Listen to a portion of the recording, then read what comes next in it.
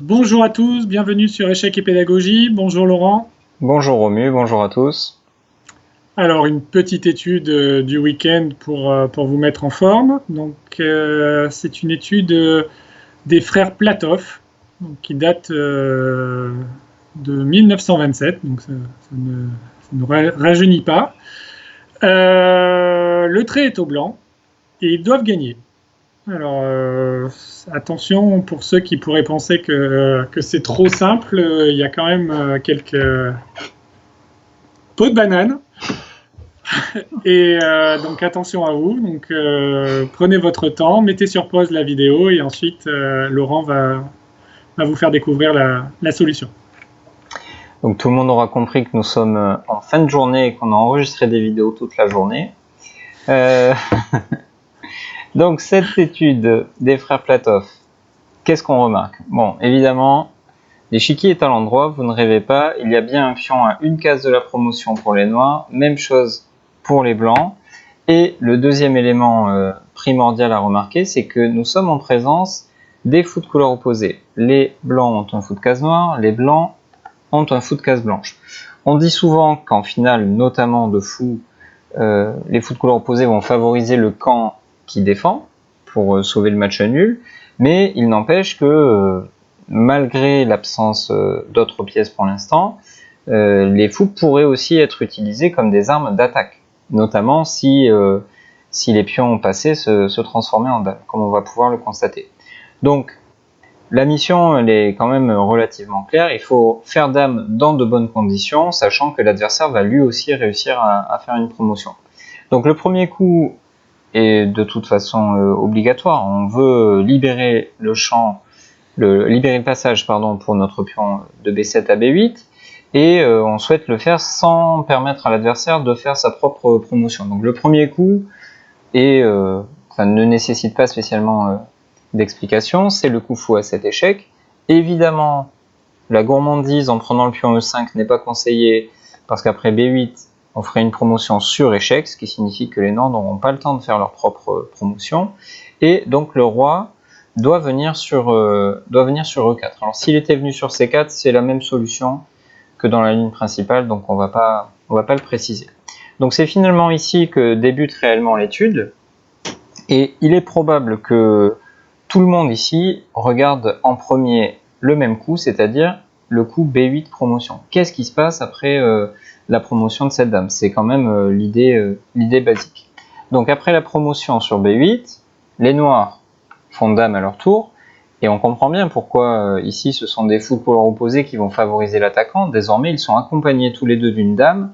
Les deux rois évidemment sont exposés, il n'y a quasiment plus de pions sur l'échiquier, donc ce qui est primordial ici, c'est d'avoir le trait, de faire échec le premier, et de pouvoir surtout enchaîner les attaques et d'enchaîner les échecs. Donc, puisque le trait est au blanc, il faut en profiter, il n'y a qu'un échec à notre disposition, c'est l'échec qui survient après dame B4, et ici, Romu, les noirs ont deux coups à leur disposition, l'un perdant et l'autre gagnant.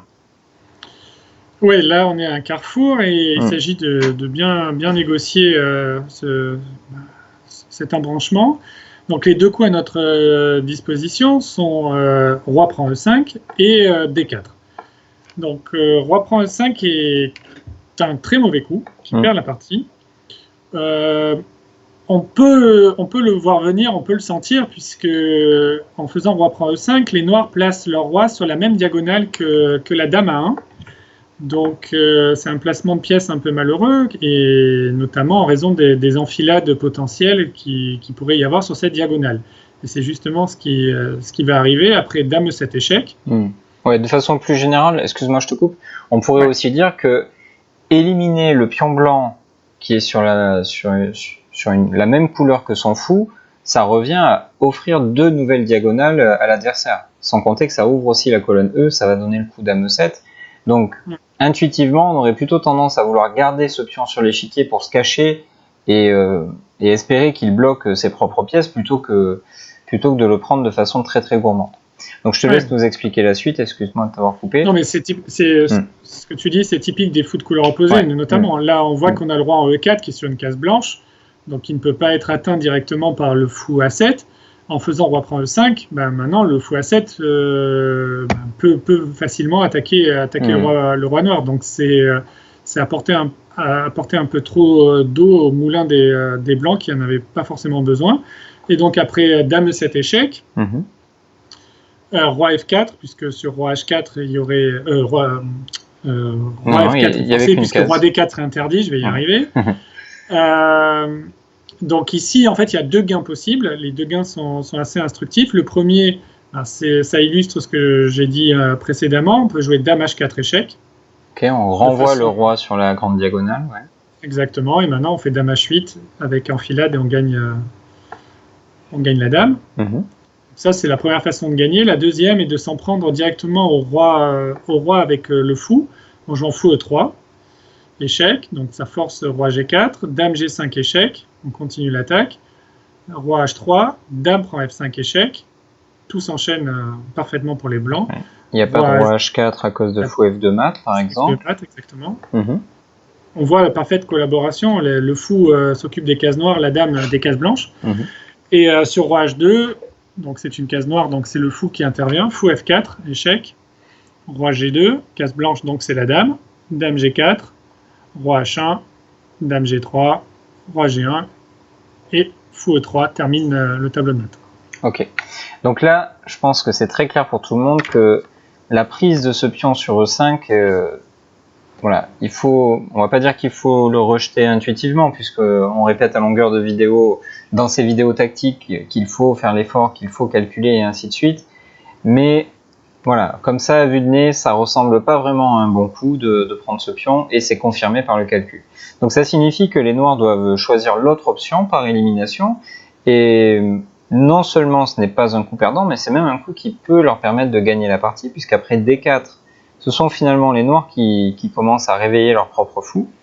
Il n'y a plus tellement d'échecs, il n'y en a plus qu'un seul. Si vraiment on veut insister avec les blancs, il va falloir jouer dame B7, mais ici, après fou D5, la boutique est fermée, on ne peut plus faire d'échecs, et ça va être au tour des noirs de s'amuser avec le roi adverse. Il y a un pion de moins, ce sont les noirs qui prennent l'initiative, on sent que les blancs vont jouer pour faire nul si tout se goupille bien pour eux. Oui, mais on est même assez pessimiste pour eux, parce que le fou A7 notamment est complètement coupé, et a des opérations, et le roi blanc est tout seul face au pion F, au pion D, le fou D5, le roi E4 et la dame. Donc, toute l'armée noire travaille. Tout à fait. Ça va mal se terminer, c'est sûr. Ok, donc comme très souvent lorsqu'on veut résoudre une étude, il faut commencer par regarder les coups les plus logiques ou les plus évidents, vous dites ça comme vous voulez. Toujours est-il qu'après avoir fait fou A7 échec, le roi noir se déplace. Ici, de toute façon, il fallait regarder ce qui se passait après la promotion. Ça, c'est évident pour mieux comprendre la situation et pour notamment mieux comprendre que si on pouvait forcer le roi noir à prendre le pion E5, il y a de fortes chances qu'on puisse gagner la partie, mais malheureusement, il y a le coup D4. Et ici, c'est souvent comme ça que ça se passe, on y va à tâtons, on tente certaines choses, on essaie de comprendre pourquoi elles ne fonctionnent pas et ça nous met sur la piste du bon coup. Le bon coup, c'est de jouer ici fou D4. Donc un coup spectaculaire, mais en fait, comme tu l'as dit, par élimination, on a vu que le coup évident ne marchait pas. Donc il faut prendre des mesures un peu drastiques pour faire face à la menace principale des Noirs qui était la promotion.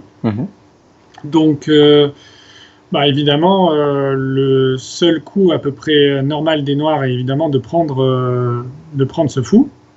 Je pense qu'il n'y a pas d'autre alternative. Exactement. Et maintenant, ça devient très clair. On a dévié ou attiré le roi de E4 vers D4, de telle sorte que les noirs ne puissent plus interposer leur pion sur la case D4.